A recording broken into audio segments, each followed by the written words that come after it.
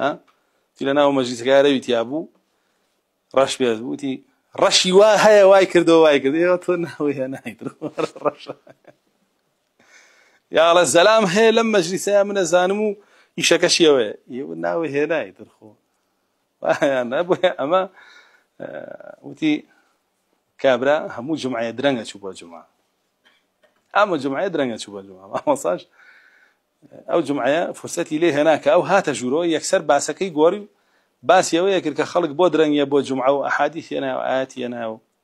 كاملاش كزانيه وقلته بالدور دا شي بشتي باكا وياها لا تشلا بردم ما صار يبيني اخويا تزيو باقني خشيه ودي طولم ورقن نشتا بشتي باكا طول اما اي راسي قاعد او جور راس كرنا ما نيه لدينا هاي كابراوتي وقالوا قازي الدنيا دزي هسه توبه كردو ثاني لا ريزي بيشو لا بردم خو ما اما نمونه هنا انا ونيو اما الشوازي دعونيو الا ما بال اقوام يفعلون كذا وكذا يا مرواج بلي خلق قريبات وسر خوي براسي يعني جاري واد لي يعني اگر ترسي الله لضلت انا ببوي او خلقني بات وسر خوي دعاي اخذ بقري ناوي باسي وخلل انا بكي والله جاري واه لو ترى اشتكي تبردمه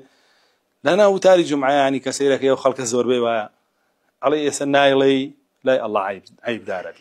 جل جلاله اي لي او دعاء يرخنا وديك كذا منها مجرد يا الله ولا برتو يلم باو هد جاتي مكاجونا اقر عقلي هبه اوي كمن بيلمات حديثه ابي خوي شاكابي وابي ايماني زياكابي واذا تليت عليهم اياته شي ايمان دارتي هو وصفك يدي ايات الله بس اخونا زادتهم ايمان يعني سام قصانا كردم لما جيت له انا تجايبه او بابت انا شمولي بك ايه داش نشتو جوج غير طبيعي شي بلا وبلغي ان شاء الله ايماني زياكابي او اتشتو بخويا عليه وعد بوانكم وعد بين يلم او ربعنا وعد بخانه ودكم والكم وعد بمالكم وترتيبكم يعني اما يتربو خويا ايماني زياكابي بلا ملا شي كتابه دعاي كم روش مدرو ور الدكتور او تو باسي من بوكردو ما بو بستجي والله يا باسي نكردو اخوان من امامني ورين وسيمتو هنا هم ابو ايه ويلم فوائد انا يعني كاس باسي نكردو كاكا اما واز الدكتور بينه واز من بينه كاكا قريمان من بوني مني او يشبوني ني اري الله وينه جل جلاله رسول الله وينه صلى الله عليه وسلم يتنابي تطبيقك نابي خوتشاكي و كيما نعلن اي فلانه كسبوا وكردوا شو قري خواب كونا ما نينا طا ها وتو انا كسانك هيوا زلامي وا هيوا طا اذا كاغا خوتشاكو تشورو بخوتاو